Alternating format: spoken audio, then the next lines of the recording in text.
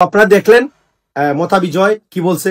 So আমারে আপনারা বিরক্ত করেন না যে আমি মতা বিজয়কে 1 লাখ টাকা দেই নাই। তারপরে সে বলে আমি নাকি তার টাকা দিয়ে নাকি আইফোন কিনেছি, তারপরে বলে তার টাকা দিয়ে আমি শপিং করেছি, তারপরে বলে আমাকে আমি তার টাকা দিয়ে নাকি তোমার ওই বাইক কিনেছি। অবশেষে আমার থেকে 1 লাখ টাকা নিয়ে মতা বিজয় দামি বাইক কিনছে। কদিন পরে না এটা না বলে বসে যে আমি তার টাকা দিয়ে নাকি আমি বাড়ি করেছি।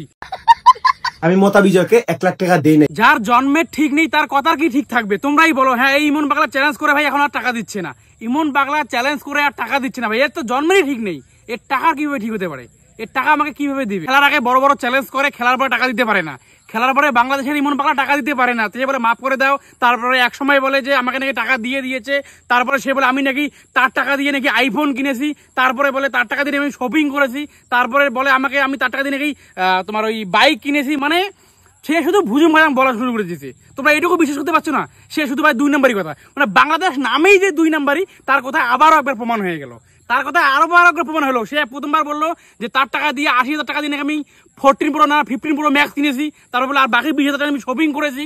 তারপরে যেই ওটা গেল তেই বলে যে তার টাকা দিয়ে না আমি ওটা করিনি, তার টাকা দিয়ে আমি বাইক কিনেছি।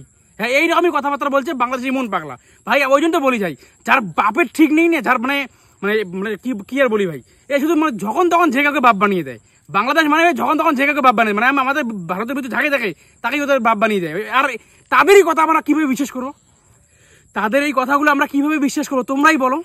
সে শুধু বলে আমাকে নাকি টাকা দিয়েছে, টাকা দিয়েছে, টাকা দিয়েছে, মোটা বেশি আমি টাকা দিয়ে দিয়েছি, সে টাকা দিয়ে এটা কিনেছে, ওটা কিনেছে, ওটা কিনেছে। কদিন পর তো বলবে যে আমার যে বাড়িতে থাকি, আমি যে বাড়িতে থাকি, কদিন পর আমি বাড়ি করি, ঠিক আছে, সে কথা বলবে আমি আমার এই 1 লাখ টাকা দিয়েই নাকি সে বাড়ি করেছে। হ্যাঁ, কদিন পর না এটা না বলে বসে যে বাংলাদেশের ইমন পাগলা যে আমি তার টাকা দিয়ে নাকি আমি বাড়ি করেছি। হ্যাঁ, কদিন পর দেখা যেতে পারে যে কদিন পরে এটাও বলতে পারে যে আমি তার টাকা দিয়ে নাকি বাড়ি করেছি। তো বলছি ইমন পাগলা বেশি এসব ভুটভাট না বকে আমার টাকা যত তাড়াতাড়ি সম্ভব দিয়ে দে, নাহলে ভাই বাংলাদেশে গিয়ে তোর পেছনে বাসানোর ব্যবস্থা আমি করছি। বন্ধুরা সবাই ভিডিও শেয়ার করে পুরো বাংলাদেশে ভাসিয়ে দিবে। এর আগে বেজ্জত করেছিল আমাদের ছেলেরা এবং কালকে বেজ্জত করলো আমাদের মেয়েরা। হ্যাঁ, পাকিস্তানকে পুরো বেজ্জতি করে ভাই হারালো আমাদের ভারত। কি বলবো ভাই, পাকিস্তান 12-0। এরপরও তারা বলে আমরা নাকি মোস্ট রাইভেলারি, সেই ম্যাচ, বিগ ম্যাচ। আমরা তো ভাই সূর্যকুমার যাদব তো বলেই দিয়েছিল যে পাকিস্তানের সঙ্গে কোনো বিগ ম্যাচ এখন হয়ই না।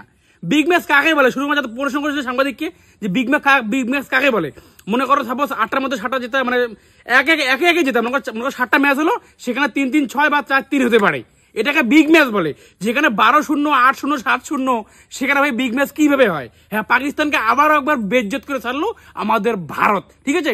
তো অভিনন্দন ভারত কালকে পাকিস্তানকে হারিয়ে দেওয়ার জন্য। অভিনন্দন হরমনপ্রীত কর, অভিনন্দন স্মৃতিমন্দনা, সবাইকে অসংখ্য ধন্যবাদ যে পাকিস্তানকে এইভাবে বেজ্জতি করে হারানোর জন্য।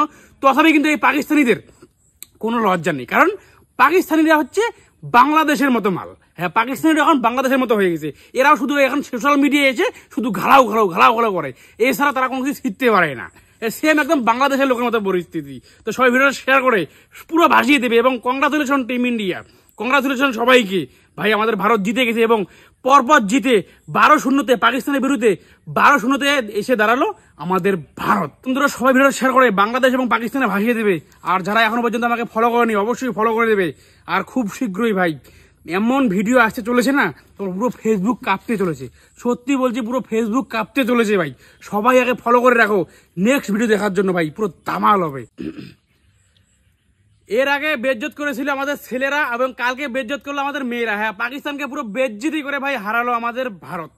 কি বলবো ভাই, পাকিস্তান 12-0।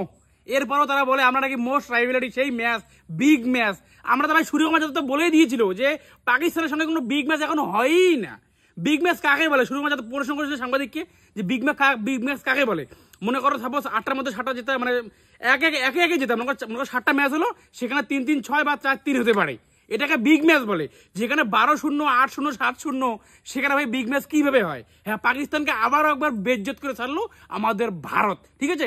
তো অভিনন্দন ভারত কালকে পাকিস্তানকে হারিয়ে দেওয়ার জন্য। অভিনন্দন হরমনপ্রীত কর, অভিনন্দন স্মৃতিমন্দনা, সবাইকে অসংখ্য ধন্যবাদ যে পাকিস্তানকে এইভাবে বেজ্জতি করে হারানোর জন্য। তথাপি কিন্তু এই পাকিস্তানিদের কোনো লজ্জা নেই, কারণ পাকিস্তানিরা হচ্ছে বাংলাদেশের মতো মাল। হ্যাঁ, পাকিস্তানিরা এখন বাংলাদেশের মতো হয়ে গেছে। এরাও শুধু এখন সোশ্যাল মিডিয়ায় এসে শুধু ঘালাও করে, এছাড়া তারা কোনো কিছু শিখতে পারে না। সেম একদম বাংলাদেশের লোকের মতো পরিস্থিতি। তো সবাই ভিডিওটা শেয়ার করে পুরো ভাসিয়ে দেবে। এবং কংগ্রাচুলেশন টিম ইন্ডিয়া, কংগ্রাচুলেশন সবাইকে।